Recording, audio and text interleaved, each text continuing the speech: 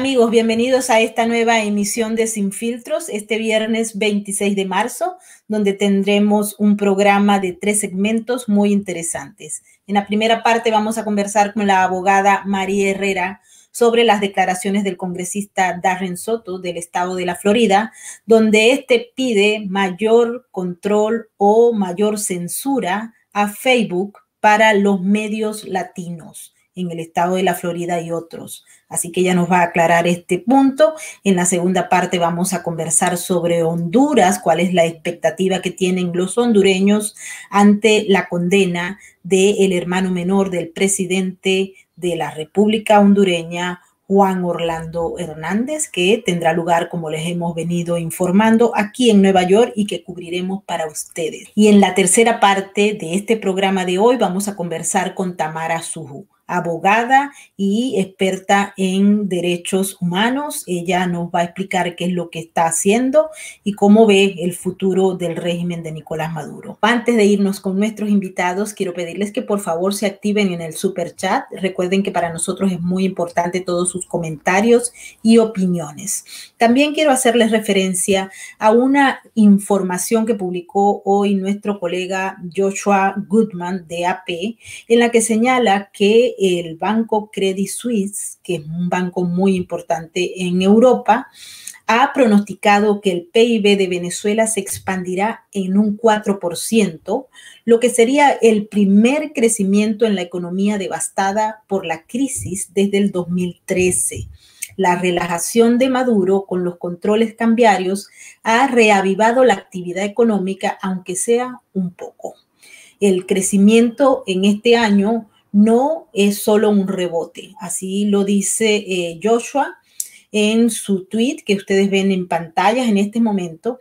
Como no entendimos muy bien de qué se trataba esta noticia, le pedimos la opinión muy corta a nuestro amigo el economista Luis Espinosa Godet, quien nos dijo lo siguiente. Escúchenlo. Muchos nos ha sorprendido el reciente informe de Credit Suisse que anuncia un crecimiento económico para Venezuela del 4% en los próximos trimestres.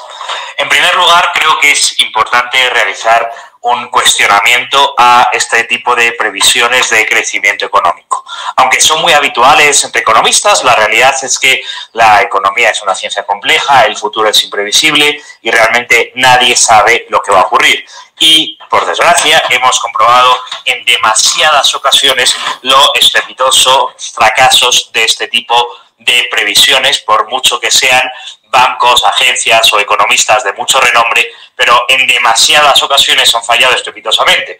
Y no puede ser de otra manera, porque como decimos, el futuro es imprevisible, siempre hay en la economía muchas causas muy complejas que pueden llevar a uno u otro resultado.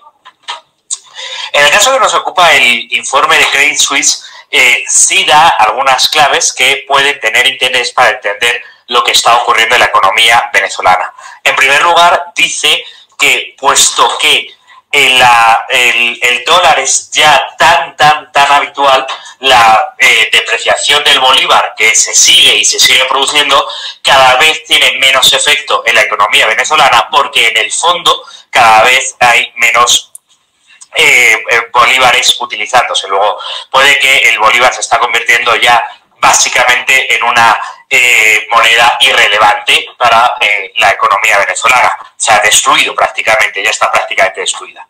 En segundo lugar, entonces, a pesar de que se vaya a depreciar el bolívar, no afectará a la economía. En segundo lugar, nos dice que la previsible subida del precio del petróleo, mantenimiento del precio del petróleo, sí podrá beneficiar a la economía venezolana. En el fondo, durante los últimos años, el precio del petróleo tampoco afectaba a la economía venezolana, dado que, a pesar de que el precio del petróleo podría fluctuar, lo realmente trascendental para la economía venezolana era la incapacidad productiva del ineficiente gobierno corrupto y comunista venezolano que, a través de PDVSA, que es una máquina de despilfarrar, una máquina de perder dinero, hacía que cada vez se produjesen menos barriles de petróleo. En Venezuela se podría llegar a producir hasta 3 millones de barriles de petróleo diarios, pero a día de hoy está en torno a los 400.000. Sin embargo, la noticia dice que parece que se va a parar esa destrucción de capacidad productiva de barriles de petróleo, que se está estabilizando en torno a 400.000, de tal manera que, claro, si se estabiliza y aumenta el precio del barril de petróleo, eso sí beneficiaría a la economía venezolana. Y en tercer lugar, el informe de PDVSA, el informe de Credit Suisse, dice algo así como que hay síntomas de una cierta estabilidad política y apertura democrática. La verdad, no sé muy bien, porque no lo dicen ni lo veo nada claro, en qué justifican ese optimismo con respecto a una cierta estabilidad democrática en la horrible dictadura del señor Maduro. Pero, y además, parece sorprendente que lo anuncien ahora, cuando estamos casi llegando a abril del 2021 y ya desde enero del 19, con el triunfo de Guaidó, muchos tuvimos esperanzas de que algo cambiase en Venezuela. Y, sin embargo, no está ocurriendo. En conclusión, ¿es posible que la economía venezolana, desde el año 2013 lleva en caída libre, en picado, pueda tener algún leve repunte o algún repunte a lo largo de este año 2021, en los próximos trimestres? Hombre, sí que es posible que ocurra eso.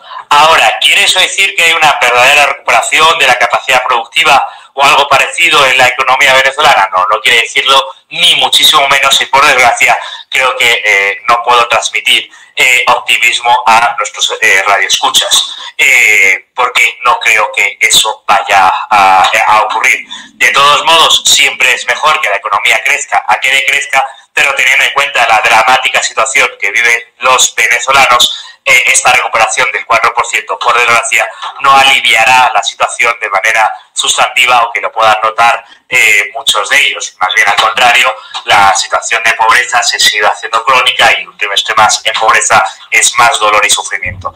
Y como digo, tampoco es que sea tan confiable este tipo de previsiones, ni siquiera cuando vienen de este tipo de organismos con tanto prestigio, no sé si tan merecido como es Credit Suisse. Un querido abrazo, Maybot, y a todos los que nos están escuchando.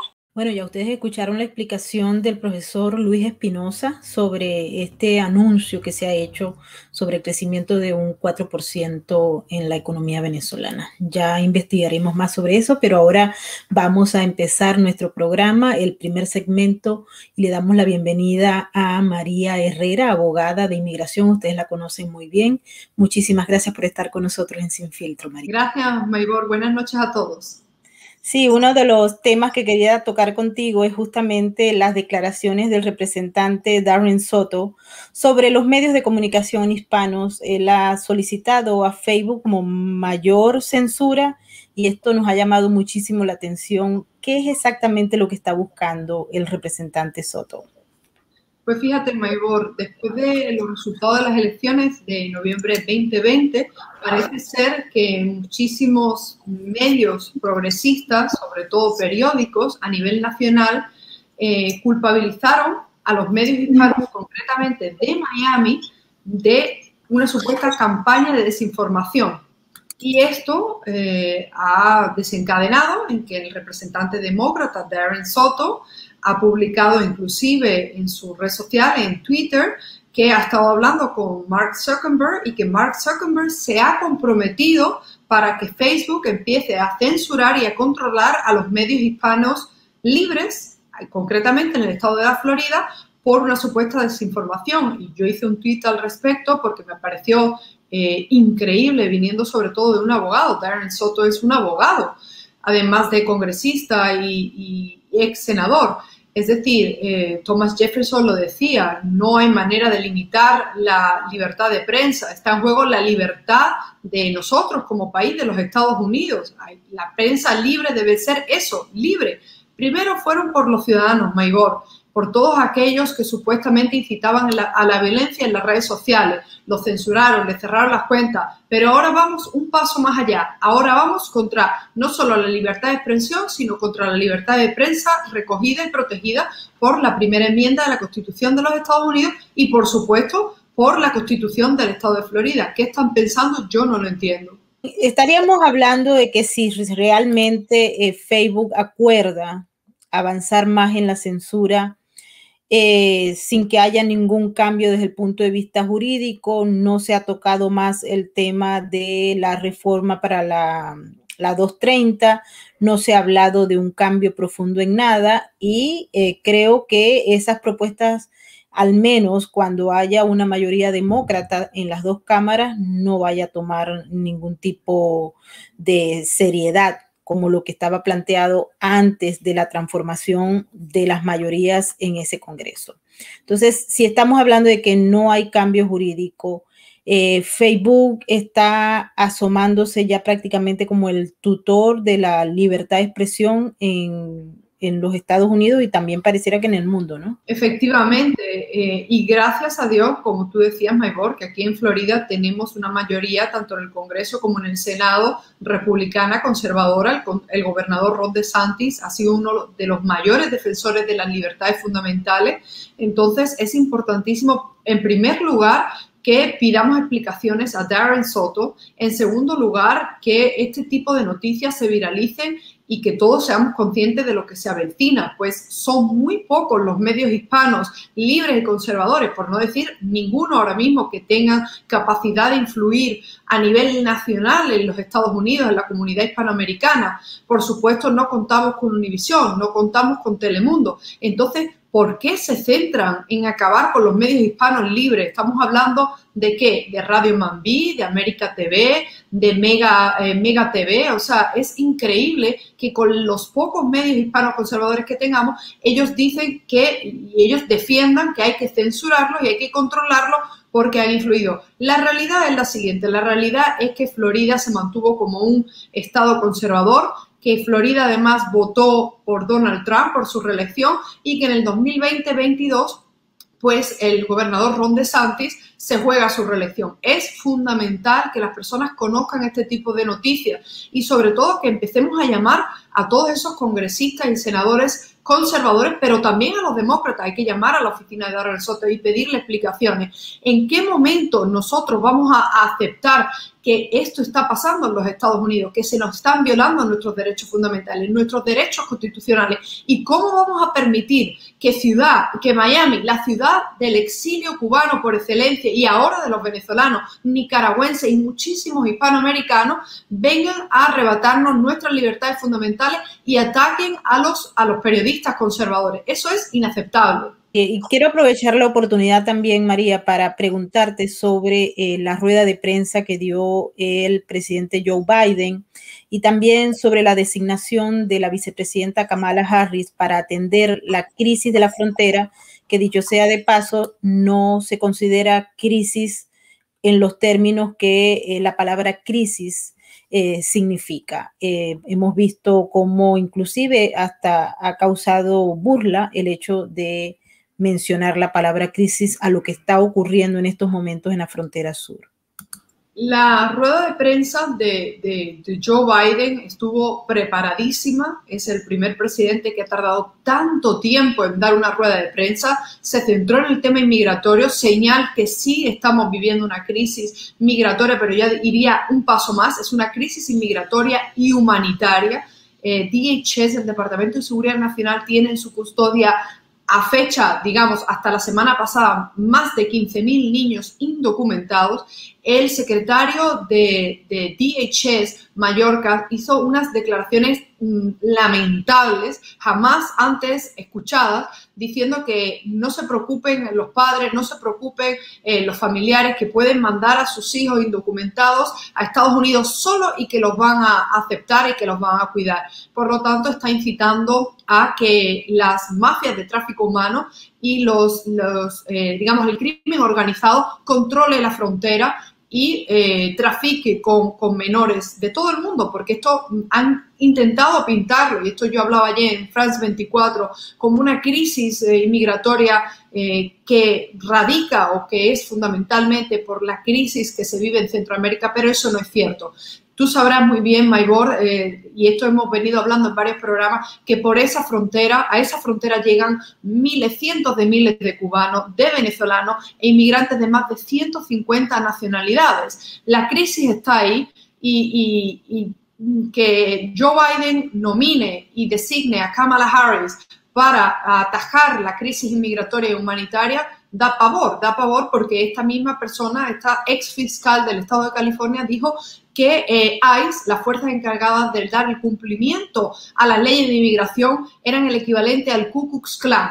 Niegan lo que está pasando en la frontera. Ha tenido que ser un demócrata el que nos hiciese llegar esas fotos tan lamentables, tan terribles, de niños hacinados, de niños durmiendo en las peores condiciones. También somos conocedores de niños, yo no sé el tanto por ciento, pero incluso leí que estábamos por encima del 60, el 70% de los centros con niños con coronavirus, personas, o sea, entrando inclusive personas que han delinquido, han tenido sentencias incluso de carácter sexual contra los menores. Es un auténtico caos. Entonces, en eso estamos. Y bueno, por supuesto, ¿qué decir de aquel anuncio que nos hizo ayer Joe Biden, ¿no? Y nos dejó a todos mucho más sorprendidos con que se va a postular a la reelección en el 2024. No saben de lo que hablan, no saben cómo gestionar esta crisis y están desviando la atención y echando balones afuera.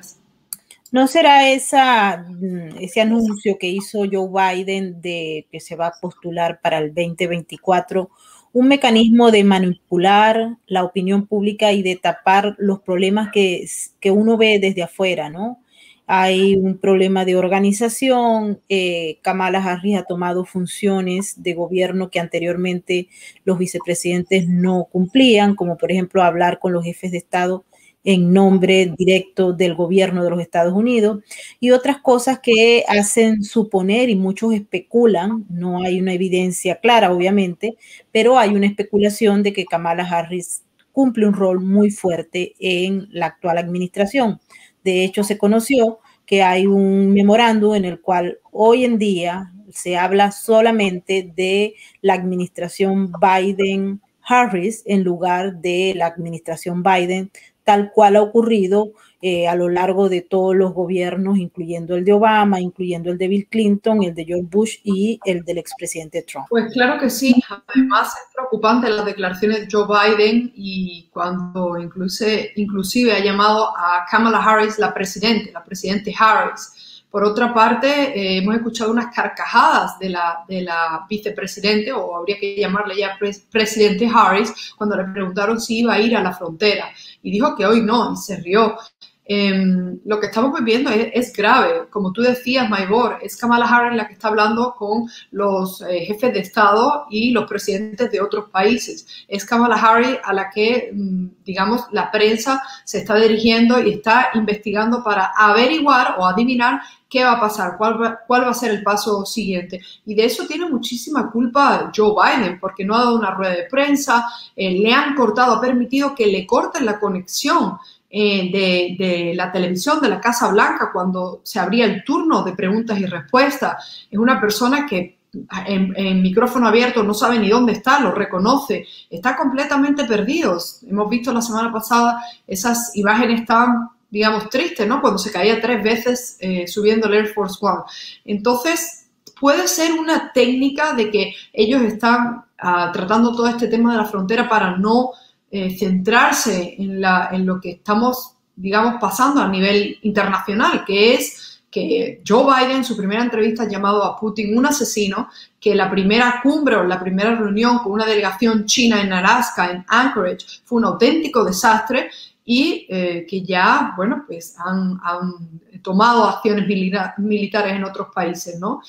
No sabemos qué va a pasar, pero hay que estar muy atentos y de nuevo, no solo al nivel federal, porque la razón por la que este gobierno, la administración Biden-Harris, como tú lo decías, Maybor, está tan centrada en el tema de inmigración es porque es uno de los poderes, digamos, de los poderes o de los ámbitos en los que el gobierno federal de los Estados Unidos tiene jurisdicción.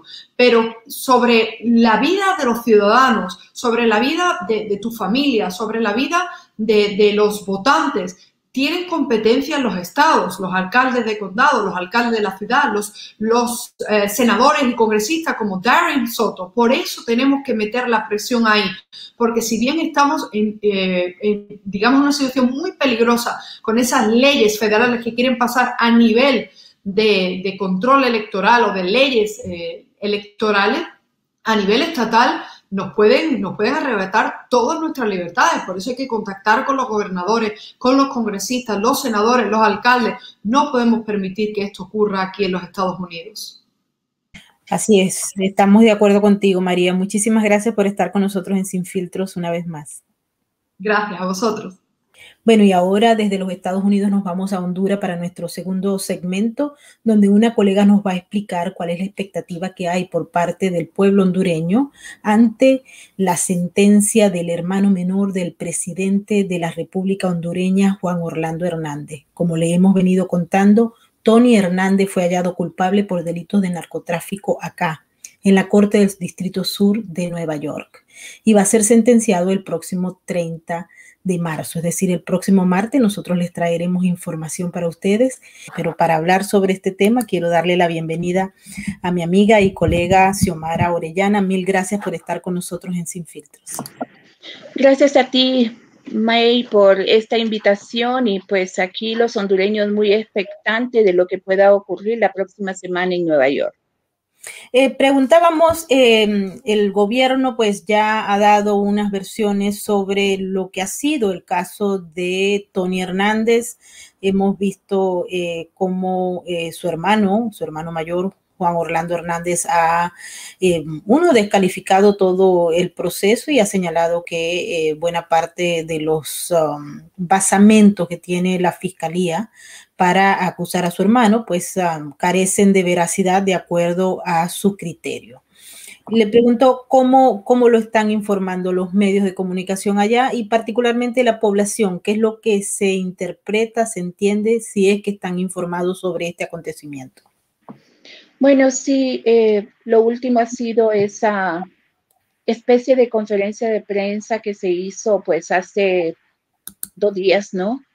Y donde pues dio a entender el presidente que se estaba tomando el testimonio de los narcotraficantes como una santa palabra y que esto era indignante porque no se estaba valorando la lucha que el presidente dice se ha desarrollado durante su administración en contra del tráfico de las drogas. Sin embargo, pues el problema grave es la falta de credibilidad en la institucionalidad estatal, en el mismo presidente, y que para los hondureños donde se está haciendo justicia es en Nueva York. Se ha dado una cobertura, los medios han dado cobertura tanto a lo que el presidente ha dicho como también han tomado los cables e informaciones internacionales para poder informar de lo que está pasando en Nueva York. O sea, todo es documentado o avalado por información que se genera en Estados Unidos. Y en ese sentido, la gente ha tenido acceso entonces a la información de lo que está ocurriendo aquí en Nueva York. Y nos llama muchísimo la atención pues la posición de las instituciones. ¿Existe alguna posibilidad de que esto se discuta a nivel institucional, a nivel de gobierno, o simple y llanamente esa posibilidad está vedada? Bueno, es que acá pues hay un cerco, por decir algo, y hay un control en todos los poderes del Estado. Sin embargo, a nivel del Congreso Nacional, algunos diputados de oposición, a raíz de todas las menciones que este juicio ha tenido en la imagen del presidente de la República, ha tratado de introducir una iniciativa para un juicio político para el presidente por el involucramiento que según la Fiscalía se hace de Hernández en las actividades del narcotráfico. Pero él mismo solo ha logrado reunir apenas 51 firmas, creo, de 128 diputados, que no es ni la mayoría. Entonces el caso está parado, no ha habido sesiones del Congreso tampoco, y esa sería como la medida más fuerte que esto ha tenido como repercusión de los descubrimientos que se hicieron a lo largo del juicio de Giovanni Fuentes. Ahorita la atención está en qué va a pasar este martes, donde pues sabemos que la posición de la Fiscalía de Nueva York es solicitarle al juez Castell una cadena perpetua por los delitos cometidos por Tony Hernández. Entonces todo el mundo está que ya llegue el martes, que por fin se dé la sentencia tras más de un año de estarse aplazando, y esto derivará, nos imaginamos, en alguna acción que se pueda generar en el país. En ese sentido, y tomando en cuenta que este año hay elecciones en Honduras para el mes de noviembre, ¿Cómo consideras que se va a tomar el tema del narcotráfico y el financiamiento de las campañas electorales? Es un fenómeno que se está produciendo no solamente en Honduras, ha ocurrido también con vehemencia en Guatemala, en México y obviamente a lo largo y ancho de países como Venezuela, Colombia también ha estado metido en este grupo de países, igual que Ecuador y Bolivia. Bueno, mira, todo está tendiendo a mostrarse un poco difícil porque el proceso electoral interno que vivimos el pasado 14 de marzo ha marcado pues señalamientos de fraude, de adulteración de votos, inflaron resultados y hay un vaivén de desconfianza e incertidumbre que no sabemos qué va a ocurrir precisamente en las generales. Hay una unidad de política limpia que se supone es la que va a vigilar que no se mezclen fondos provenientes del narcotráfico en las campañas, pero no hay una certeza que esto realmente vaya a ocurrir. Y se teme que siempre pues esté la mano de la criminalidad atrás para colocar a los funcionarios en los puestos clave de gobierno. Un ejemplo, por ejemplo, aquí en lo ocurrido en las internas es que el movimiento oficialista del Partido Nacional, que es el que actualmente está gobernando, obtuvo en Francisco Morazán, que es el departamento donde está la capital de Honduras, los 23 diputados de la fase oficialista, dejando a un lado la posibilidad de el otro contrincante que era justo el presidente del Congreso Nacional. Así están pintando las cosas, entonces no hay certeza, no hay seguridad de lo que pueda ocurrir en las generales. Sí hay una visión de que pueda haber mayor conflictividad que lo ocurrido en el año 2017, donde se señaló que el presidente Hernández ganó no de manera lícita las elecciones. ¿Tú crees que exista, Xiomara, la percepción en un grueso de la población hondureña de que se está en un periodo post-democracia? Es decir, que ese modelo de democracia representativa que ha sido débil en todos los países de América Latina, pero particularmente en Honduras y otros países centroamericanos, haya pasado, es decir, ya no es ese modelo democrático, sino que estamos al frente de una postdemocracia donde los elementos vinculados al crimen organizado forman parte del proceso para la toma del poder político y para justamente la gestión de las acciones públicas. Pues eso es lo que estamos viendo, que realmente no hay una transparencia en el voto consciente de la población o de los jóvenes que en esto en su mayoría han ido a ejercer el sufragio esperando un cambio. Y estamos viendo que ha venido dándose un modelo de penetración que funciona por la compra de votos, que funciona por manipular a los representantes en las mesas electorales y de esta manera trasladar el resultado del voto popular para un voto ya condicionado a determinado candidato o candidatos. Entonces, es tiempos difíciles, son momentos de mucha incertidumbre y justo la apuesta ahorita es por caras nuevas y personas que no estén señaladas para lograr, pues, recuperar esa fase de democracia que ha estado ausente desde hace una década. Y hay un nuevo liderazgo en el que se pueda creer, gente joven que esté pensando y esté formada para la política y que no hayan sido tocados por estos factores del crimen organizado. Bueno, mira, ahorita hay expectativas porque lo menos vinculado a actividades criminales era de una facción que representa al Partido Liberal, pero que no logró pasar y se tiene como perfilado ganador a Yanni Rosenthal por ese partido. Entonces, a raíz de ese perdedor, por decir algo, junto con otras fuerzas que están saliendo. Si quieres, ya va, Xiomi, si quieres, vuelve a empezar a esa y yo la corto y la pego, porque acuérdate que la puedo editar. ¿Ok? No, ya va, que estás muda. Ajá, ahora. Sí. Vuelve a empezar. Y yo lo corto. Okay. Ahorita a La Esperanza ha sido un precandidato que estaba en el Partido Liberal, Luis Zelaya, que fue por la que los jóvenes estaban apostando como para descongestionar esa nube de vinculación criminal.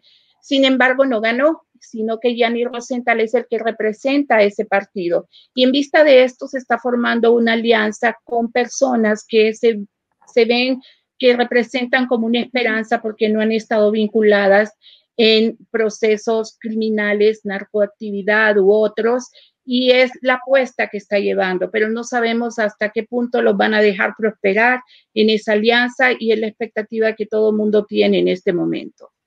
Xiomara, pasando a un tema que no tiene nada que ver en este caso con lo que estamos hablando de las elecciones. Quisiera que me dieras tu opinión sobre el proceso que se está viviendo en estos momentos en la frontera sur de los Estados Unidos con todos los inmigrantes que vienen de Centroamérica y otros países, ¿no? Porque no solamente son centroamericanos los que están en esos grupos masivos que andan caminando por todo el territorio que va desde Honduras hasta México para entrar a los Estados Unidos. En la rueda de prensa del presidente Joe Biden se hizo referencia a un niño llamado Joseph, de 9 años, cuya madre decidió enviarlo solo, sin custodia, para los Estados Unidos. Y pues se ha dicho que esto ocurrió porque en Honduras esa madre dijo que ella quería y apoyaba la posición del presidente Biden de recibir a los inmigrantes porque él está en una posición mucho más simpática o mejor que la del antiguo presidente Donald Trump. ¿Cómo se concibe y se percibe esas rutas de grupos de migrantes enorme que están surgiendo a raíz, no están surgiendo, se están repitiendo a raíz del llamado que se ha hecho desde los Estados Unidos, aunque que la frontera va a estar abierta? Mira, un dato interesante que nos llama la atención es que pese al cierre de fronteras y pese a que hay un convenio para detener el flujo migratorio que va no solo desde Honduras, sino de otros países, nos llama la atención que los primeros resultados en México del Instituto Nacional de Migración están indicando que solo en estos 3 primeros meses hay más de 33,000 migrantes que han salido. Y esto nos preocupa porque se ha anunciado una nueva caravana justo para el 30 de marzo. No sabemos qué tanta fuerza pueda tener, pero esto solo es como el reflejo de la desesperación, la insatisfacción que tiene la población ante la falta de empleo, de respuestas gubernamentales y que no tienen plata para comer ni para subsistir. Es producto de la pandemia, es producto de 2 huracanes que pasaron por Honduras, Eta e Iota, y esto pues ha complicado el panorama, al grado que aún continúan en las calles de San Pedro Sula centenares de familias ubicadas a lo largo del bulevar porque no han podido regresar aún a sus casas, porque quedaron completamente destruidas y la esperanza de la gente es irse. Ellos dicen, si ya perdimos todo en Honduras, ¿qué más da irnos a arriesgar en una ruta peligrosa? No sabemos entonces a ciencia cierta qué vaya a ocurrir el próximo martes, que se espera que salga una caravana más, si Guatemala nuevamente los va a detener y los va a retornar de manera inmediata, pero sí esa cuentagotas, ese conteo de hormigas se está dando por puntos legales o por puntos ciegos a los puntos ilegales que llamamos, y la gente sigue saliendo. Esa es una realidad que está ahí y que ven en Biden como la esperanza de sí lograr cruzar, de sí justificar un asilo y buscar un mejor futuro en Estados Unidos. Xiomara, muchísimas gracias por estar con nosotros en Sin Filtros y te vamos a llamar para recibir lo que es el ambiente que se va a vivir en Honduras a raíz de la sentencia de Tony Hernández, quien será, como les dijimos, prácticamente condenado por un juez de Nueva York por delitos de narcotráfico y de porte de armas. Muchísimas gracias. Gracias a ti, May, estaremos pendientes. Siempre un gusto colaborar. Y ahora nos vamos al tercer segmento de este programa con Tamara Suju. Bienvenida, muchísimas gracias por estar con nosotros en Sin Filtros. Hola, Maybor, encantada de estar contigo en Sin Filtros. Tamara, se ha dicho y se ha hecho mucho.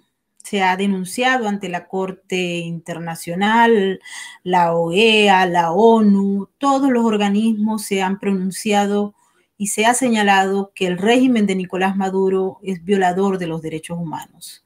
Sin embargo, nada ocurre. Los venezolanos siguen bajo la bota del régimen.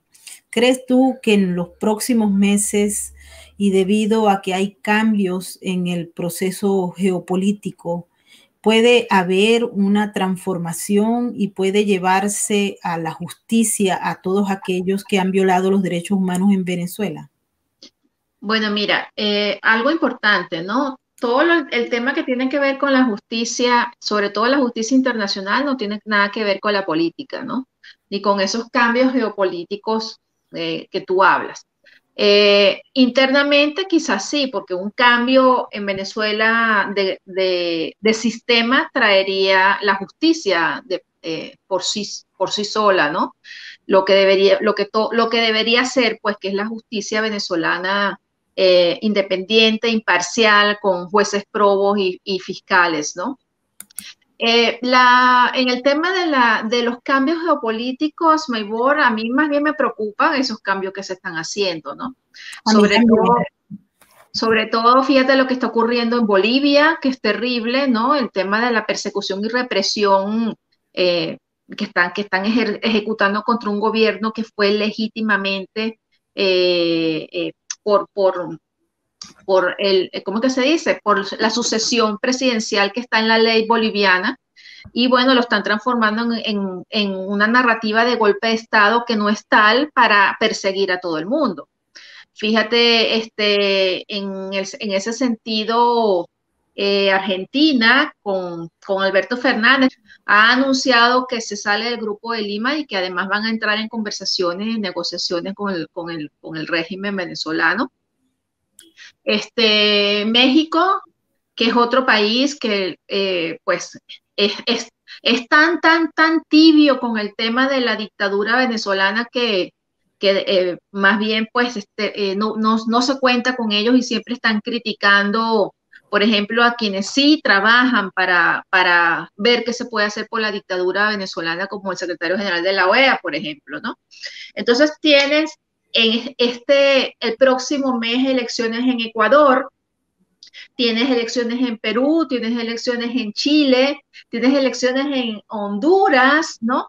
Y ese cambio geopolítico es preocupante porque estamos volviendo a las Américas del 2014, ¿no? Donde pues el bloque socialista era mayoría y siempre bloqueaban todas las acciones que se hacían por Venezuela, ¿no? Internacionalmente. Y lo que está sucediendo en Naciones Unidas también es muy triste porque Venezuela está sentada en el banquillo de Naciones Unidas, perdón, en el Consejo de Derechos Humanos de Naciones Unidas y nada pasa allá en ese sentido porque pues no son los que votan, por ejemplo, por las resoluciones en contra de Nicaragua, no son los mismos que votan por las resoluciones que se hacen en contra del régimen de Maduro, que es una cosa llamativa, ¿no? Es decir, fíjate que en estos días fue aprobada una resolución para condenar el régimen de Ortega, pero sin embargo a la tiranía venezolana no la condenan, ¿no? Y más explicado y mejor dicho que el grupo contra ¿cómo es que es? El grupo de expertos de la misión de expertos de Naciones Unidas independiente, el grupo independiente de Naciones Unidas, ha dicho lo que hemos dicho todos una vez más, que es la Comisión de Crímenes de Lesa Humanidad, las oficinas de la Alta Comisionada de Derechos Humanos ha dicho que en Venezuela se siguen cometiendo estos crímenes en el seno de Naciones Unidas, donde siempre las votaciones en general por Venezuela son en contra de los demócratas venezolanos, ¿no? Entonces, ¿cómo avanzar, Maybor? Porque esto es lo importante, ¿no? ¿Qué hacemos para avanzar? En el tema de la justicia internacional, todos los que trabajamos en la Corte Penal Internacional estamos esperando pronto que ese examen preliminar culmine y pasemos a la fase de investigación. La fiscal anunció en diciembre, creo que lo hablamos en su oportunidad, que se avanzaba a la fase 3, pero además dijo que los primeros meses del año esas fases del examen preliminar iban a terminar, ella iba a dejar eso, como se dice, finalizado, ¿no?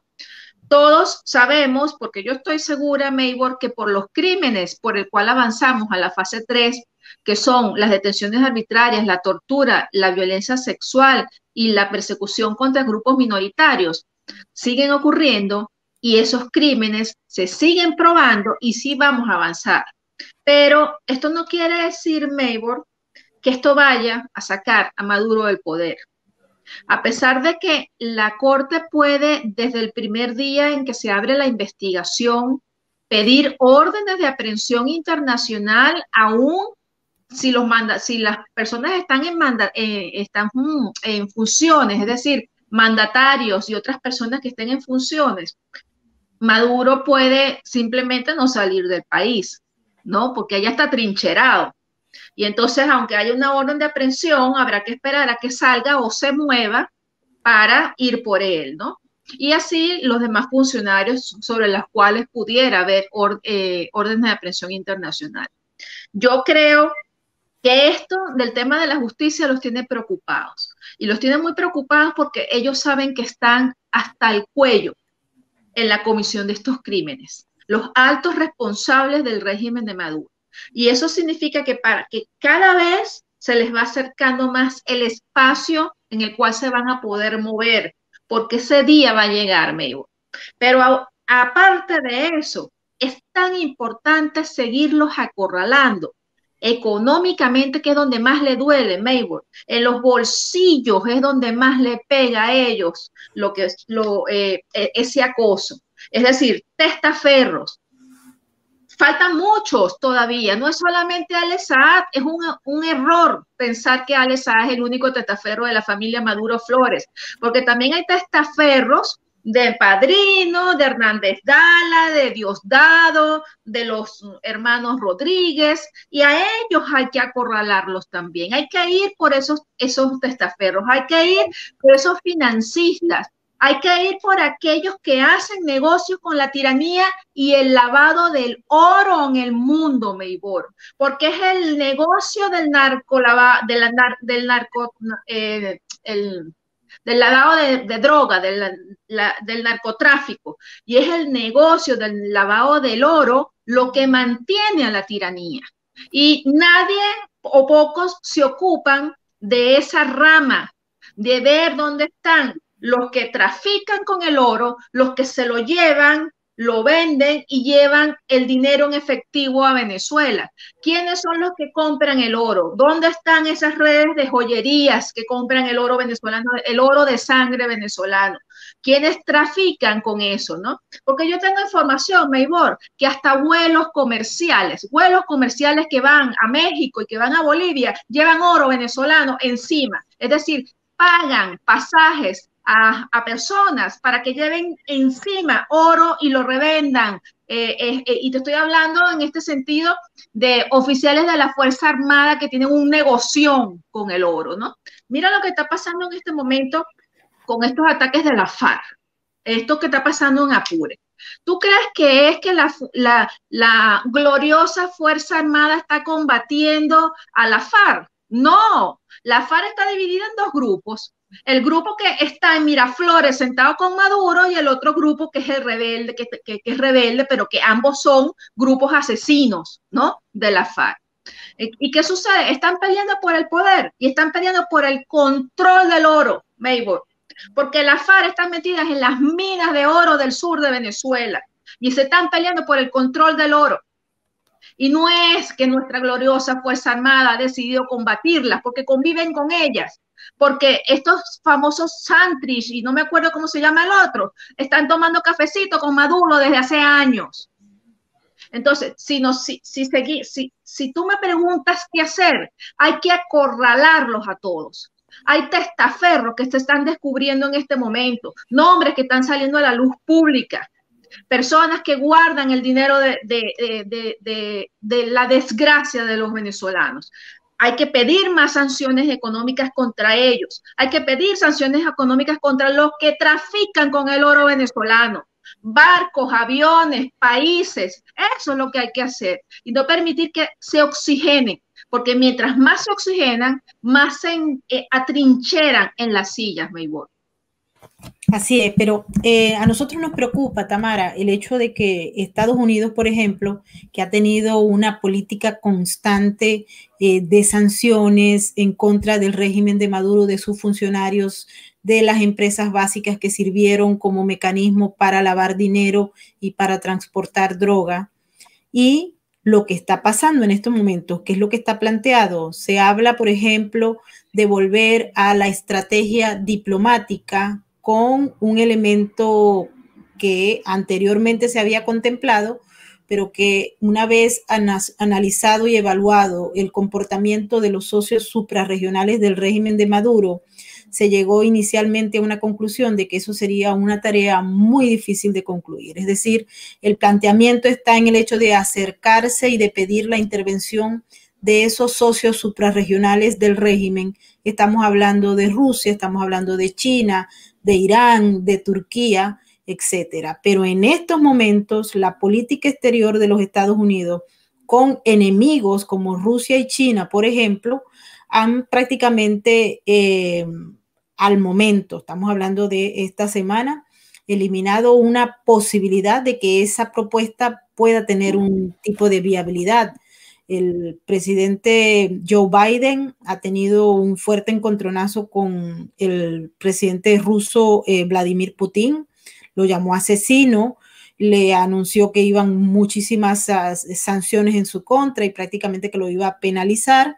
Luego hubo una invitación para un debate abierto que fue rechazado de inmediato, de una manera donde uno interpreta que no va a ser posible que los diplomáticos de los Estados Unidos se acerquen a Putin para pedirle que ayude a que haya un proceso de transición en Venezuela. Y en el caso de China, peor, porque hubo un encuentro en Alaska que no resultó satisfactorio para los estadounidenses que estuvieron allí, empezando por el secretario de Estado Anthony Blinken.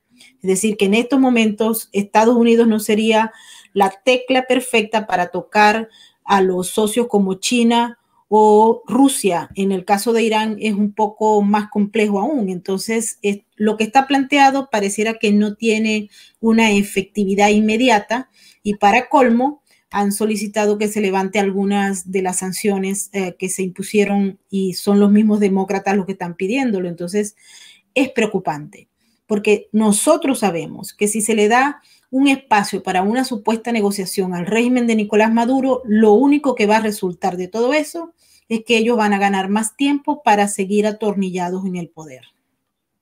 Es así, Maybor, pero fíjate una cosa.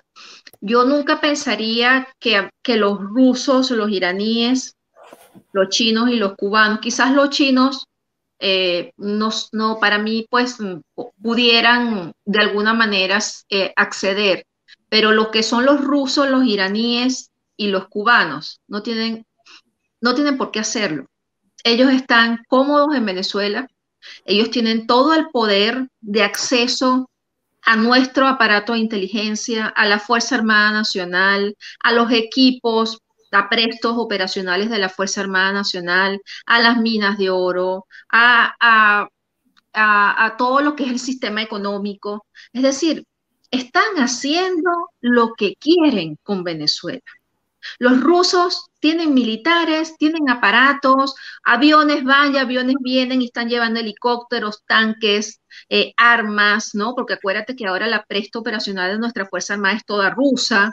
Los iraníes están gozando un pullero en las minas venezolanas, Maybor, llevándose todo el oro que transfican y van rumbo a países del África, Turquía, y lo lavan y están haciendo lo que quieren, porque nuestros altos representantes cada vez están más ligados a Irán, ¿no?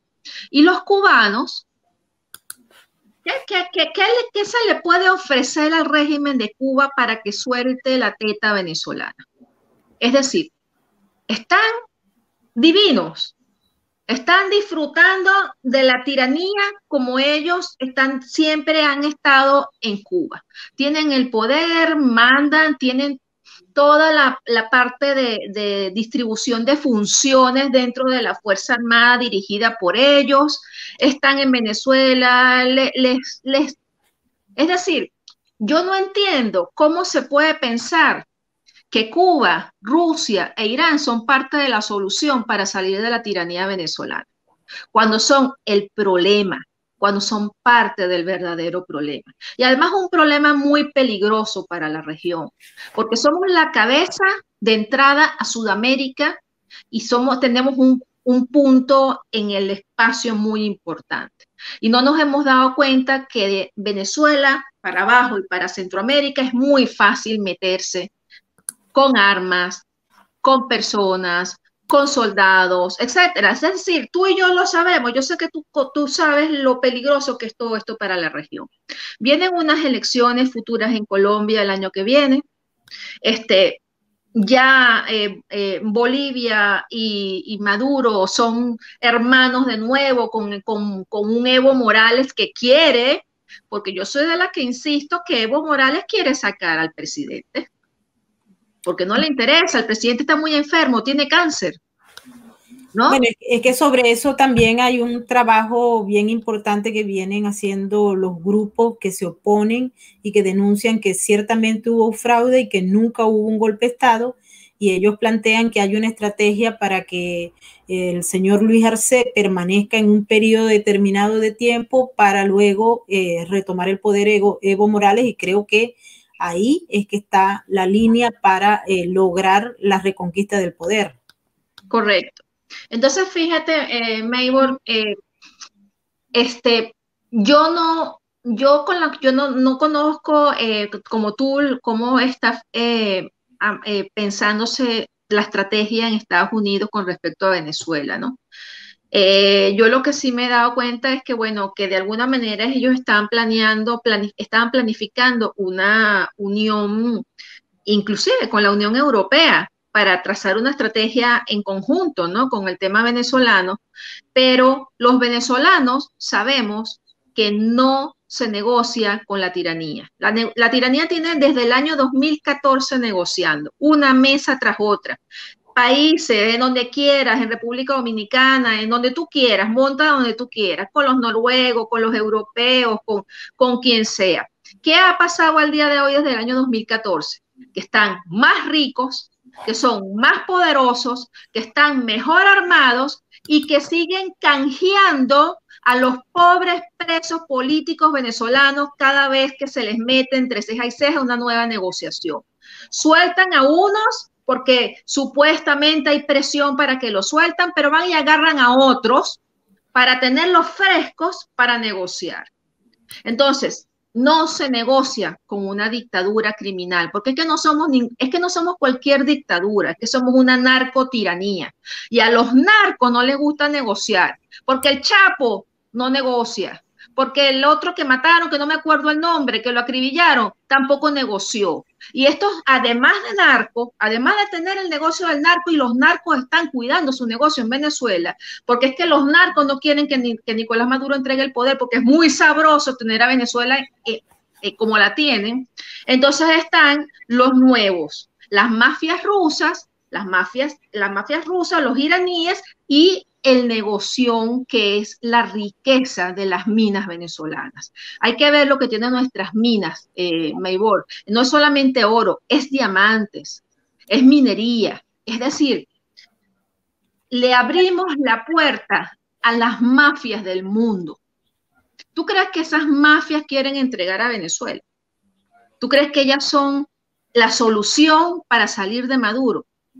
Además, yo sí pienso que de alguna manera la salida es la presión.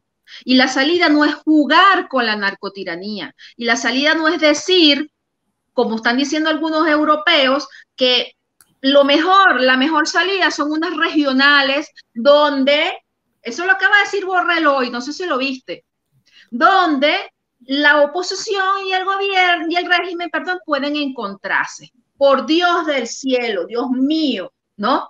¿Cómo podemos decir que elecciones con rehenes, con el mismo CNE y todo lo demás que todos conocemos, con la tiranía y todo su aparato represor, son elecciones libres, por Dios? Es que ni siquiera que Maduro suelte 40 presos más y que de alguna manera lleguen a un acuerdo para que vayan algunos europeos a observar esa mentira. Eso van a ser elecciones, Maybor. Porque en cualquier momento, por supuesto, te van a salir las bandas armadas y te van a robar la elección. Y si eso no sucede, entonces está la ley de las cosas estas comunales, la ley de, ¿cómo se llama? Del Estado comunal. La ley de ciudades comunales que se está discutiendo en el parapeto de Asamblea Nacional que tienen montado, donde le van a quitar competencia a los idiotas alcaldes y gobernadores que van a ir a las regionales para prestarse en el jueguito con Maduro. O es que se les olvida el caso de Antonio Ledesma, ¿vale? Es que se les olvida el caso de que apenas eligieron los alcaldes, metieron presos no sé a cuántos y los defenestraron de sus puestos, ¿ah? Entonces, ¿a qué estamos jugando, Maybor? Eso es lo que yo digo y es lo que yo no entiendo, cómo la comunidad internacional, cómo el grupo de contacto, cómo el señor Borrell siguen pensando que se puede ir a elecciones con una tiranía como la que tenemos, con unos sinvergüenzas criminales que lo único que hacen es burlarse de la comunidad internacional. Eso es lo que sucede. Definitivamente. Yo pienso que, por ejemplo, hay un planteamiento que también decía acercarse a Cuba. Por cierto, que el secretario general de la OEA ha dicho que eso es imposible porque Cuba no puede ser parte de la solución, ya que es parte del problema. Y observamos también los movimientos que se hacen desde Europa, desde aquí, desde los Estados Unidos, y como tú muy bien lo describiste, a lo largo y ancho de América Latina, donde se han venido fortaleciendo los regímenes que están vinculados a el socialismo del siglo XXI o como quieran llamarlo. Preocupante también, Tamara, que haya personas que se autodenominan opositores, que estén pensando en participar en esas elecciones convocadas por el régimen para agarrar nuevos o seleccionar nuevos gobernadores y alcaldes. Ya sabemos que existe un mecanismo de fraude electoral muy importante en el que si los chavistas ven que están perdiendo algún lugar que les resulte estratégico para ellos, obviamente van a utilizar los mismos mecanismos de fraude que han venido realizando. Se habla de unas elecciones con una observación internacional que tiene alguna vinculación con los amigos del régimen y bueno, lamentablemente la ambición política de algunos grupos internos en Venezuela hace que Maduro tenga la posibilidad de conseguir una oposición tonta útil para legitimar y para hacer lo que él mejor quiera en ese proceso que ya se está anunciando. Hemos visto varios líderes políticos que han empezado a discurrir entre que si vamos o no vamos a las elecciones, no hay tampoco una unificación de criterios si van a ir finalmente de pedir unas condiciones claras, transparentes, sino que están buscando cada uno de los que ha hablado hasta el momento, no son todos, y esto es importante aclararlo, tal vez sus propios intereses, ¿no? Porque en Venezuela lamentablemente hay un grupo de líderes políticos que no está en función de resolver el problema, sino de mantener sus espacios políticos que por el momento le han resultado cómodos a pesar de toda la hecatombe del sistema y de las instituciones democráticas del país. Mira, Maybor, el gran problema nuestro es una oposición débil, ¿no?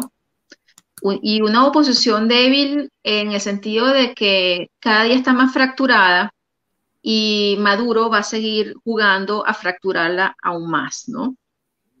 A eso juega todos los días él. Y hay posiciones irreconciliables entre grupos de oposición, por supuesto, ¿no? Porque hay quienes están dispuestos a convivir con el régimen y hay quienes no. Hay quienes están dispuestos a convivir con algunos actores del régimen y hay quienes no. Y yo lo que siempre digo es, conversen con quien quiera, pero aquellos que tienen las manos manchadas de venezolanos deben ir presos. Y ese es el gran problema, Meibor, porque tú tienes unos altos representantes, empezando por Maduro, que Maduro cumple las tres cosas, ¿no? Es criminal, es narcotraficante y además es corrupto, ¿no? Entonces, de ahí para abajo, pues hay toda una estructura de los altos representantes militares y civiles, donde los que no son narcos son corruptos y criminales, o los que son corruptos y narcos no son criminales, o son las tres cosas, y entonces tú no tienes de dónde escoger, porque además, Meibor, los venezolanos no hemos luchado tanto para quedarnos con este sistema, o a medio sistema, es decir, la salida que todos los venezolanos queremos es la salida democrática, es salir de este sistema comunista, porque hay que llamarlo comunista y no socialista, porque son comunistas, ¿verdad? Hay que salir de ello. Yo no quiero vivir en una Venezuela donde los comunistas tengan poder y alternen como los nuestros como si fueran democráticos, porque tienen 20 años demostrando que son unos corruptos, criminales y narcos. Y no es que, pero es que hay personas en los mandos medios que están ahí por perdón, son 20 años. Y si en 20 años tú no te has dado cuenta que esta narcotiranía quiere cada vez acorralarte más, quitarte más, y ha quebrado a nuestro país y lo ha llevado a la mayor crisis humanitaria que existe en este momento en el continente americano y creo que el segundo del mundo. Donde te ha quitado, chica, tu integridad, no te ha quitado tu integridad porque no se puede meter en tu cuerpo, pero va por eso, porque te quitó tus derechos, te quitó tu forma de vivir, te quitó tu familia, te quitó la decencia de vivir bien, tranquilo, con agua, con luz, con gas, te quitó el sistema de educación, te quitó todo, ¿vale? ¿Qué más falta que nos quite? Entonces, si no te has dado cuenta y todavía sigues apoyando a esa narcotiranía, seas militar o seas civil, ¿vale? Y todavía sigues aplaudiéndolo como foca, es porque esto no te funciona o es porque tú quieres vivir de esa manera. Y si tú quieres vivir de esa manera, eres el problema también. Y si tienes mando, y si tienes un puesto público, ¿verdad? Y si tienes además un puesto de poder, eres parte del problema. Entonces, no es la solución convivir con narcotiranos y convivir con personas que han aplaudido todos los desmanes, todas las violaciones de derechos humanos, todos los crímenes que se han cometido en Venezuela y se han quedado callados. Entonces, ¿qué nos sucede, Meibor? Que en este momento hay oposición venezolana. Primero, una que quiere ir a elecciones regionales con Maduro. Segundo, otra que quizás si logra algunas condiciones, ¿verdad? Y consigue que la Unión Europea de alguna manera apoye unas elecciones, pudieran pensar en ir a elecciones nacionales y regionales. Y hay otra que se niega rotundamente a convivir con los tiranos y se olvida, y no han olvidado la premisa aquella de salir de Maduro para después ir a elecciones, ¿no? Entonces, hay posiciones que no se consiguen, que no son reconciliables. ¿Qué podemos hacer? Yo creo que lo primero que hay que hacer, Meibor, es pensar en Venezuela. Y es pensar en nuestro país y en nuestras familias y en nuestra gente y en lo que están sufriendo los venezolanos, no los que están en posiciones de poder, no los políticos, no, la gente común, la gente normal, la del día a día, la que el día a día sale a trabajar y no sabe, no tiene que comer y se está muriendo, Meibor. Hay que pensar en ellos primero, hay que pensar en Venezuela, hay que pensar en rescatar a nuestro país, en devolver la sonrisa al venezolano, ¿vale? ¿Sabes? Y mientras no pensemos en eso, mientras no pensemos en Venezuela, mientras no tengamos a Venezuela por encima de la banda presidencial, porque es que todos se las han sacado, se sacan la fotico con la banda presidencial, ¿vale? ¿Eh? Mientras no pensemos en Venezuela, no vamos a salir del problema. Porque entonces andan todos viajando por el mundo, Meibor, y cada uno tiene un discurso distinto. Y cuando le preguntan seriamente cuáles son las salidas, dame las salidas, pónmelas aquí, cuál es el plan, no lo tienen, porque cada uno tiene un plan distinto metido en la cabeza. Entonces, imagínate hasta dónde se puede apoyar un gobierno interino que está. Yo no sé, yo creo que yo no sé cuál es el plan de ellos, ¿no? Porque el plan, yo no sé si tú lo conoces. Yo no lo conozco, no tengo ni la menor idea de cuál es. Y cuando me preguntan, les digo, no tengo ni idea, pregúntenselo a ellos. Porque es que los venezolanos desconocemos cuál es el plan del gobierno interino. No externo, porque externos son una maravilla. Interno, en Venezuela. Porque a mí no me digas, Maybor, que van a volver a llamar a la calle. ¿A qué calle? En plena pandemia, con los venezolanos muriéndose de hambre. Lo que hacen es sobrevivir, ¿no? Y además ya no están dispuestos a que sus hijos salgan a matarse en la calle. Porque si hay algo que ha hecho el régimen es armarse hasta los dientes. Ahora son expertos en disolver cualquier tipo de concentración que tú llames antes de que comience a llegar la gente.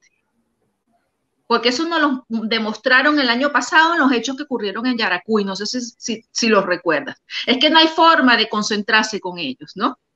Entonces, ¿cuál es el plan interno en Venezuela, Maybor? Porque es que la comunidad internacional puede seguir sancionando, puede seguir acorralando los que funcionan, pero ellos en Venezuela están a sus anchas, ¿no?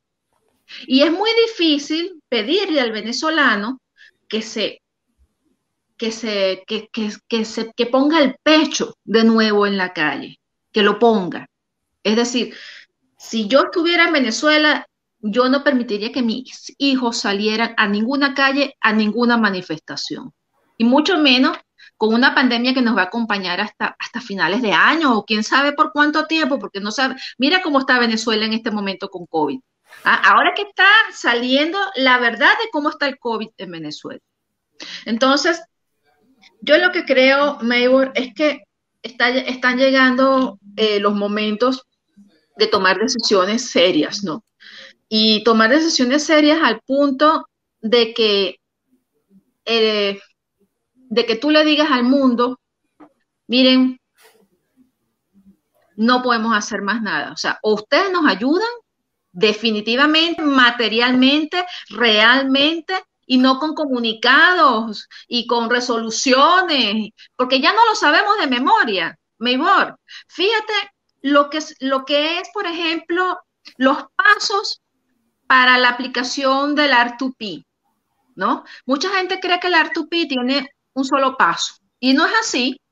Tiene la mediación diplomática, tiene las sanciones, tiene el hecho de demostrar que se violan masivamente los derechos humanos y que se cometen crímenes de lesa humanidad.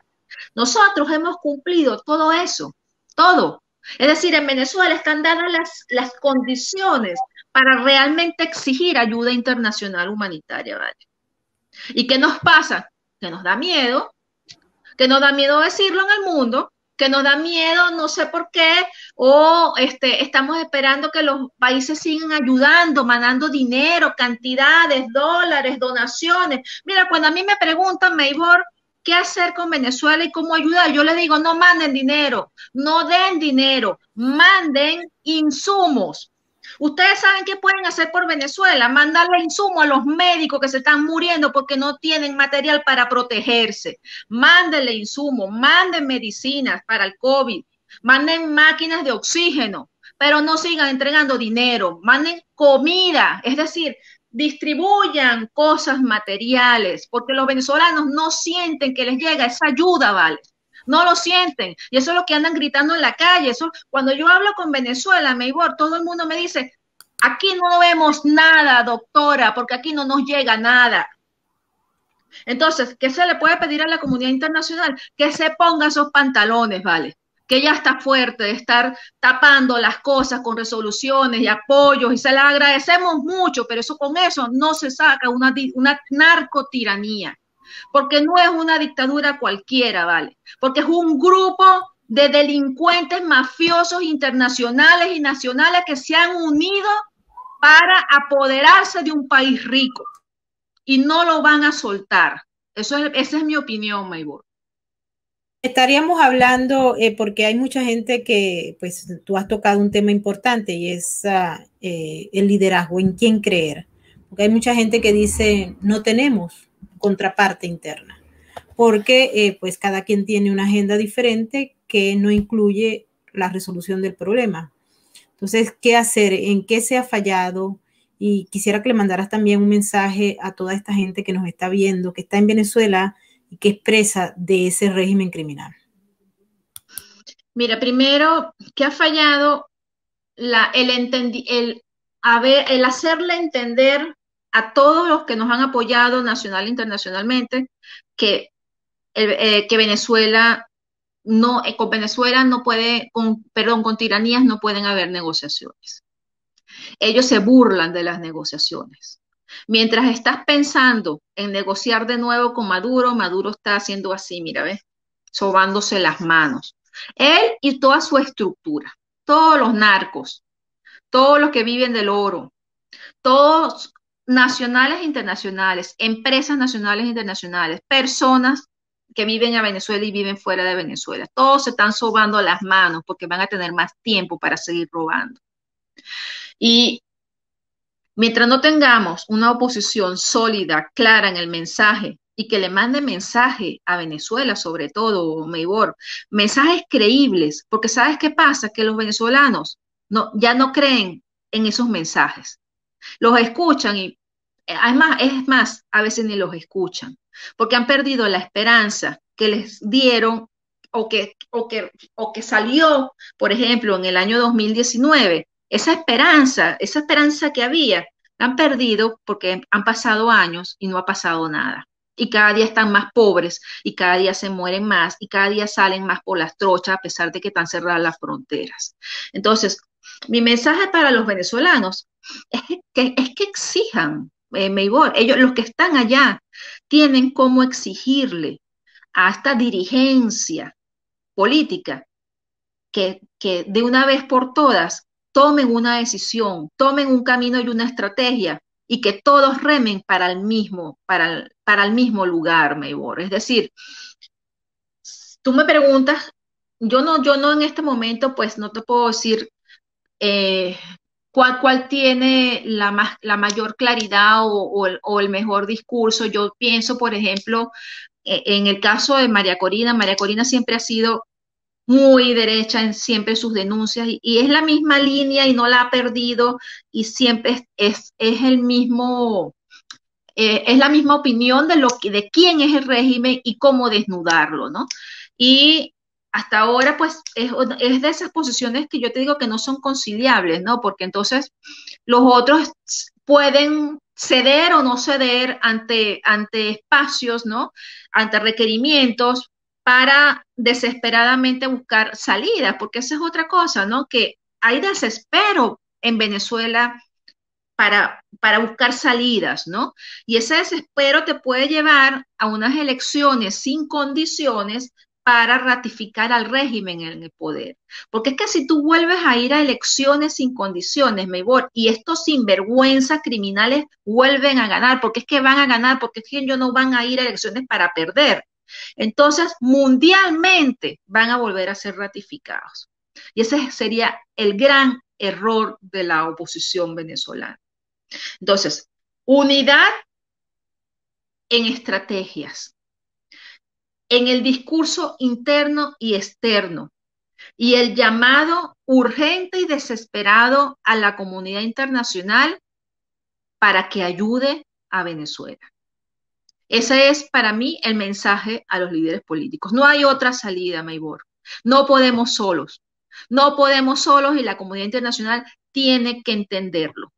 Armados hasta los dientes, criminales, asesinos, narcos, llenos de armas y municiones que están llegando de Irán y de Rusia, preparándose para quién sabe qué, y nosotros estamos pensando que con unas elecciones los vamos a sacar. Y el mensaje a los venezolanos es que exijan es que empiecen a hacer o hagan o continúen haciendo desde cada uno desde su lugar, desde su trinchera, redes de comunicación, redes de apoyo, esas redes que existían en el año 2000, no sé si tú las recuerdas, 2000, 2002, 2003, los venezolanos organizados, venezolanos que ayudábamos a las personas que eran perseguidas. O sea, yo me acuerdo de todas esas redes que se armaron, que eran redes de resistencia. Necesitamos armar esas redes de resistencia en Venezuela, Maybor. Pero redes de resistencias encabezadas por los políticos nuestros, los que realmente quieren salir de este problema.